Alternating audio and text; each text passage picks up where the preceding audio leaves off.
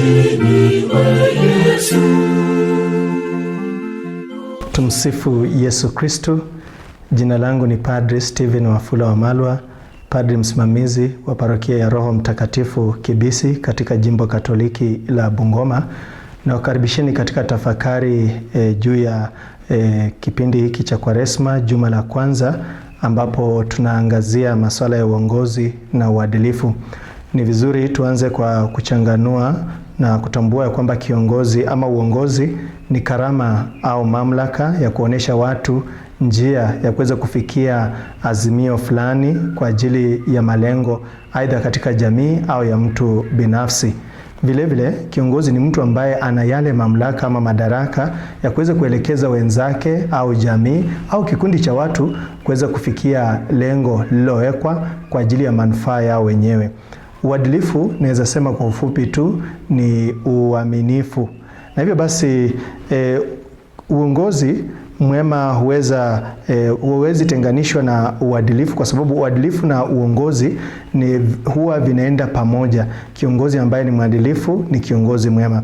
Kenya ina sheria ambayo inasisitiza ya kwamba lazima kiongozi anayeteuliwa katika afisi ya umma aweze kuwa mtu mwadilifu, na hiyo inapatikana katika sura ya 6 katika sheria yetu kifungu cha 10. Mashirika kama vile EACC ambalo ni shirika la maadili na kupambana na ufisadi vimepewa jukumu la kuweza kupambana na vitu ambavyo vinaweza pinga jamii kusonga mbele kwa sababu ya ukosefu wa uadilifu katika uongozi. Na hivyo basi viongozi wanaweza kujipata mashakani wapo hawatakuwa na maadilifu, kwani rasilimali na mali walizopewa waweze kuzilinda kwa ajili ya manufaa ya jamii mara nyingi zinaweza tumika visivyo, na wakajipata ya kwamba aidha wametolewa afisini ama wamefunguliwa mashtaka kwa ukosefu wa maadili. Na hivyo basi kuna changamoto ambazo ni 3 kuu ambazo zina hakikisha kwamba uadilifu katika ofisi unakumbwa na changamoto na pia pingamizi. Kwanza ni kwamba kuna utekelezaji duni wa sheria za nchi, ya kwamba viongozi wengine hutenda mambo yanayoenda kinyume na matakwa ya uadilifu, na bila kuogopa ya kwamba hata wakifanya hili labda wanaweza kutiwa mbaroni au kushtakiwa au kuondolewa afisini.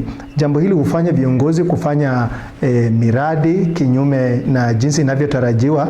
Pesa zinazoekezwa kwa mradi fulani hazitumiki ipasavyo, na hivyo basi kwa sababu ya ubutu wa sheria inafanya kwamba viongozi wanakosa maadili. Jambo la pili ni kwamba katika vita vya kupambana na ufisadi na ukosefu wa maadili, mara nyingi huingizwa siasa na cheche za ukabila, na kufanya kwamba mapigano kati ya watu wanaosimamia haki katika jamii na wale ambao wanaeneza ufisadi na ukiukaji wa maadili ya afisi ikawa ni kana kwamba ni jamii fulani inayolengwa.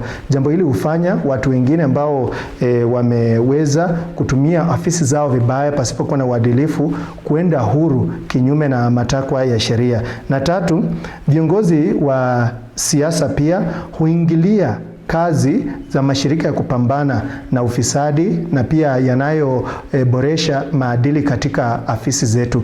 Utapata ya kwamba wanataka kuteua mkurugenzi kwa mfano wa EACC, lakini wanasiasa wanasema lazima awe mtu wa mrengo wa siasa wa chama chetu ama kutoka jamii yetu. Jambo hili limelemaza sana bidii za kuweza kumaliza ukosefu wa uadilifu katika afisi zetu. Katika juma hili la kwanza tunapoongelea uongozi na uadilifu, kuna tafakari ya kiroho ambayo imetoka katika Biblia. Kwanza tutasoma Mwanzo sura ya 2 mstari wa 7 hadi 9, tena mlango wa 3 mstari wa 1 hadi 7, na pia Waroma mlango wa 5 mstari wa 12 hadi 19, na pia Mathayo Injili kama ilivyoandikwa na Mathayo sura ya 4 mstari wa 1 hadi 11. Tunatafakari juu ya maamuzi na vishawishi ambavyo huja wakati wa kufanya maamuzi. Mfano ambao tumepewa sana ni ule wa Adamu na Hawa pale bustani Edeni, wakati ambapo nyoka iliwashawishi kufanya maamuzi kinyume na maadili waliokuwa wameambiwa na Mwenyezi Mungu ya kwamba wasifanye hili, wafanye yale waliokuwa wameruhusiwa, lakini wakaenda kinyume na makubaliano yao na Mwenyezi Mungu, na hapo ndipo dhambi ilipoingia katika ulimwengu. Viongozi hushawishika wakati mwingine kufanya maamuzi kulingana na tamaa yao ya kupata utajiri wa haraka, hata ikigharimu ya kwamba wao watakosa kufuata maadili na uadilifu wa ofisi zao ili kuweza kupata mali. Utapata ya kwamba kandarasi zinapotolewa, mtu hupeana kandarasi kwa wale ambao labda anawajua, watu wa familia yake, ama yeye mwenyewe akitumia majina ya watu wengine, ili anapofanya kandarasi hiyo aweze kupata faida na kujinufaisha mwenyewe. Utapata ya kwamba kiongozi aliye na tamaa ya mali ya haraka anaweza angusha maadili ya afisi yake, akakosa heshima kwa wale waliomteua ili kwamba aweze kupata mali ya haraka. Mali hii wanajipanga nazo ili wakati ambapo labda wakati wa kura watumie tena pesa hizi kuweza kuwarai wananchi kwa kuwahonga wawachague tena kuwarejesha kwenye afisi ambazo labda kwa kulingana na vile alivyotekeleza wajibu wake kwa muda uliowekwa na sheria na katiba ya nchi hakufanya vyema. Na hivyo basi badala ya wananchi kumuondoa kwenye ofisi kwa sababu alikosa maadili na uadilifu, unapata ya kwamba pesa alizozipata kwa kujitajirisha na biashara labda na serikali ama kandarasi kutoka kwa kaunti ama sehemu nyinginezo zinaweza kuwafanya wananchi tena kumteua mtu kama huyo. Viongozi hivyo basi hutumia pesa na rasilimali zilizotengwa aidha kuweza kutengeneza vyuo, kutengeneza shule, hospitali na barabara visivyo. Na hivyo basi pesa wanazozitumia visivyo ni kwa manufaa yao wenyewe. Maskini wale ambao wanafaa kupata miundo misingi ili kuweza kujiendeleza maishani, mara nyingi wanajipata pabaya, kwani viongozi kama hawa hutumia mali ambazo zingewasaidia wananchi wa chini kuweza kusonga mbele. Na vile vile viongozi wanapokuwa na pesa, mkono wa sheria huonekana kuwa hauwafikii, ya kwamba kwa sababu amejinufaisha kutoka kwa miradi hii ambayo anafanya na kandarasi ambazo si sawa, anaweza kuwa na mali wakati ambapo anakuja labda EACC imetuma maafisa wa usalama kumshika na kumpeleka korokoroni na kisha kwenye mahakama, unapata ya kwamba wao hununua uhuru wao kwa sababu wana mali zile ambazo wamepora kutoka afisi za umma. Mfano tuliopewa katika wiki hili la kwanza ni mfano wa mtoto Baraka na aliyeishi katika kijiji cha Tumaini.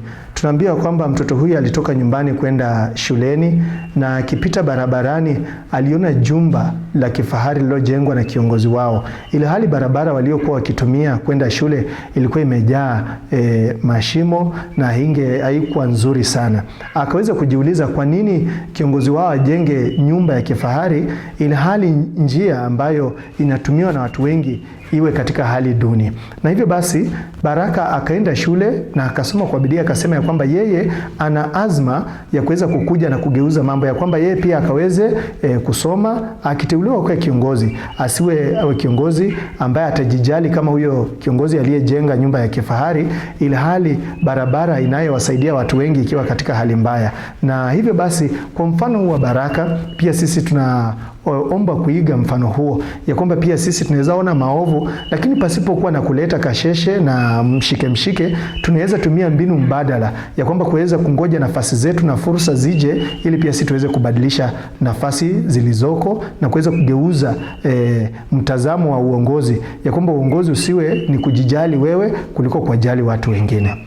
Na sasa wiki hili la Kwaresma tumeulizwa kuweza kutafakari jinsi Kristo alivyojitolea kuwa mtumishi kwa wote pasipokuwa na kujinufaisha mwenyewe. Aliyajali maslahi, na hasa anaposema ya kwamba amekuja kuwatangazia maskini habari njema, wafungwa kufunguliwa.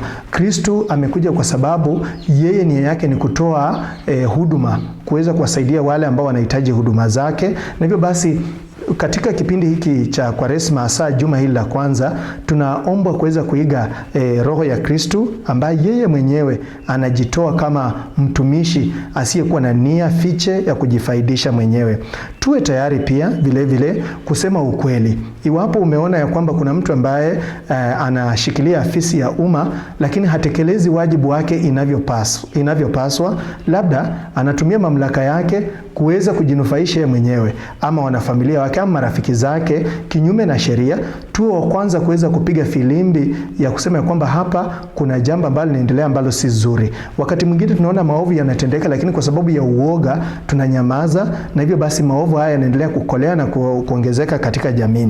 Kiongozi mwema au uongozi mwema ni vita vya imani. Tujue kwamba kuweza kupata kiongozi anayejitolea kuhudumia watu si jambo ambalo linatoka kwa nguvu za mwanadamu, ni Mungu anayeteua viongozi. Na hivyo basi katika juma hili hata iwapo tunaona ya kwamba kiongozi hafanyi vyema, leo tuna fursa ya kuweza kumuombea kwa sababu uongozi mwema unatoka kwa Mungu. Tuombea kwamba Mungu aliyejidhihirisha kama Mungu mwenye nguvu katika maandiko matakatifu aweze kufanya miujiza ya kuweza kugeuza nyoyo za viongozi wetu ili waweze kuweka maslahi ya wale ambao wanaongoza mbele kuliko maslahi yao wenyewe.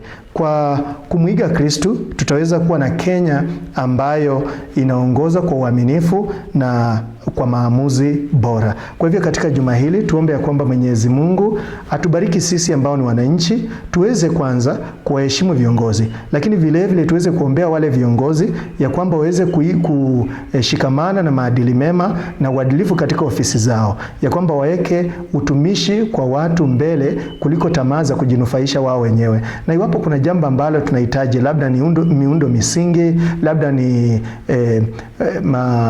labda usaidizi kutoka ofisi za umma, tusiwe kwanza kuweza kuwashawishi wale viongozi kwa kubeba hongo, kuanza kusema ya kwamba nisaidie, nitakupatia kitu kidogo kama Wakenya wamezoea kusema, lakini tuweze kuwa wawazi, tuseme ya kwamba nimekuja kwa msaada kwa sababu hili ni jukumu lako na ni haki yangu kupata kile ambacho nimekuja kutafuta katika ofisi hii ya umma. Kwa hivyo basi tunapotafakari juu ya uadilifu na uongozi, tujue kwamba viongozi wema wanatoka kwetu, na pia sisi tukiwaombea na kuweza kuwasaidia kuwa viongozi waadilifu, hivyo ndivyo tutakavyojenga Kenya yenye umoja, Kenya ya uwiano na Kenya yenye ushirikiano.